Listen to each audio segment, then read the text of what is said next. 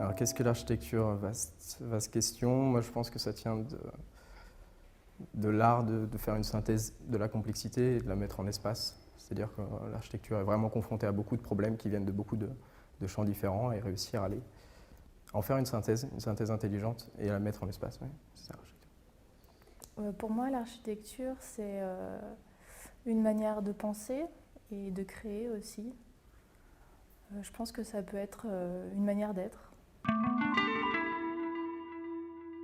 Alors on va dire que ça remonte à loin, je dirais quand j'étais petite et que je jouais aux Sims et que j'allais devoir créer à partir de rien un endroit de vie pour des futurs habitants. Mon premier souvenir d'architecture, c'est des bâtiments qui sont des marqueurs en fait, de l'enfance, qui s'avèrent être des bâtiments, avec un peu de recul, qui s'avèrent être des bâtiments ordinaires, ce qui n'est pas un défaut.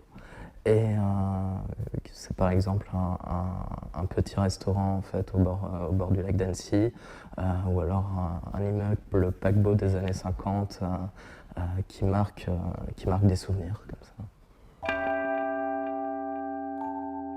Alors mon rêve d'architecture, ce serait une conception main dans la main, on va dire, entre ceux qui dessinent l'architecture, ceux qui la commandent, ceux qui la vivent, et une place de l'architecte, comment dire, harmonieuse au sein de multiples équipes qui composent aujourd'hui le monde de la construction. Mon rêve d'architecture, c'est pas un objet. C'est plutôt une évidence simple qui découle d'une pensée, d'une histoire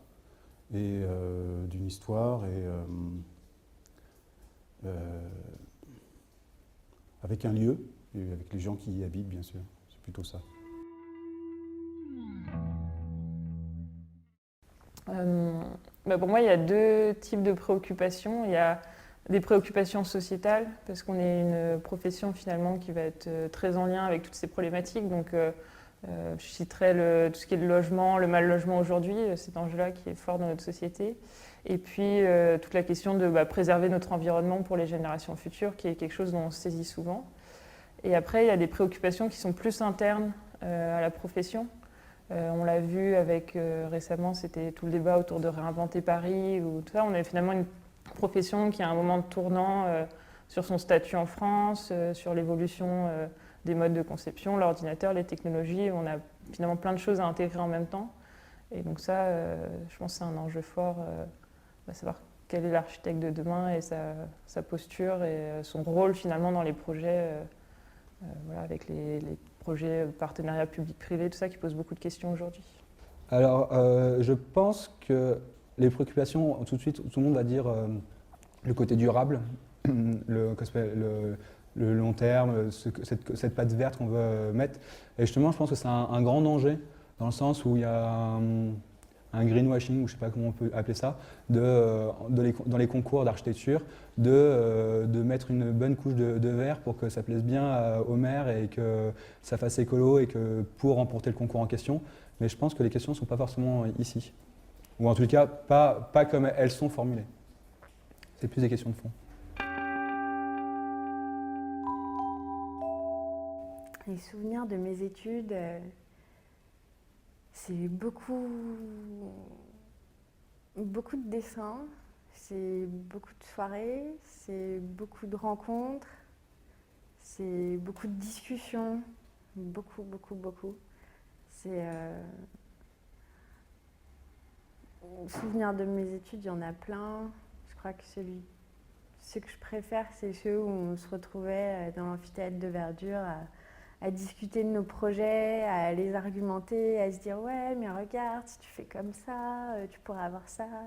Ouais, mais bon, en même temps, mon envie, c'était de faire ça. » Et ouais, c'est ceux-là que je préfère, tous les moments dans l'amphithéâtre de Verdure.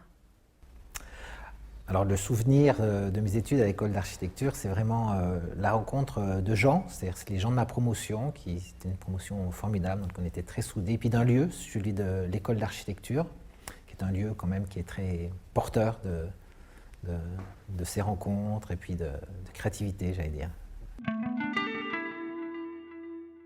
La qualité principale d'un architecte, je crois que c'est quelque part dans l'humilité, dans sa capacité d'écoute, La qualité d'un bon architecte, ce serait une certaine forme de ténacité. Je dirais l'empathie. C'est son intuition. Je pense d'être à l'écoute de la demande du client. L'écoute. Il me semble que l'écoute, c'est primordial pour l'architecte. Parce qu'il faut écouter son client, il faut écouter celui pour qui on construit, pour être capable de construire derrière. La qualité principale d'un bon architecte, ça va être, je pense, d'être patient. Pour moi, un bon architecte, il doit savoir sans cesse se remettre en question. Je dirais quelqu'un d'altruiste finalement, parce qu'on ne construit pas pour soi. Donc, La qualité principale d'un bon architecte, je dirais que c'est la bienveillance vis-à-vis de la ville et des usagers. Pour moi, ce serait de toujours se rappeler qu'on fait partie d'une équipe. Je pense qu'il faut quand même savoir tenir un crayon. Prendre position et en connaissance de cause. Et c'est surtout le triptyque, pour moi, c'est le triptyque poétique, politique, technique. Son pire défaut, ça va être d'avoir peut-être tendance à vouloir tout maîtriser. Il faut accepter qu'il y a une part du projet qui nous échappe, qu'on ne pourra pas tout dessiner, aller jusqu'au bout vraiment du projet. Il y a des choses qu'il faudra laisser un peu flottantes pour qu'aussi le bâtiment derrière ou l'espace public, il vive un peu par lui-même, que les habitants s'approprient les lieux, que les gens qui vont le construire peut-être fassent une part d'interprétation. Voilà. Il faut accepter qu'on n'est pas le maître absolu du projet. Son pire défaut, l'arrogance de la création. La commande dont je rêve, ce n'est pas un programme emblématique, c'est plus une architecture du quotidien à laquelle on peut ajouter beaucoup de noblesse, où il y a beaucoup d'enjeux comme le logement. J'ai beaucoup travaillé au cours des 2 dernières années sur les cycles de la matière, sur la matière recyclée, à réemployer, etc. Donc la commande qui me fait rêver aujourd'hui, ce serait un projet 100% réemploi de fond en comble. Ce qui inspire mon travail, c'est tout, vraiment absolument tout. Je pense que tout est support, tout est matière. Ce qui importe vraiment, c'est l'émerveillement, l'envie, devant la matière qu'on découvre, une sorte de palette à notre disposition et envie de se mettre au travail. Mes pairs, on va dire, les autres architectes, mais d'un côté aussi un peu mes idées, mes rêves en fait, ma façon de penser.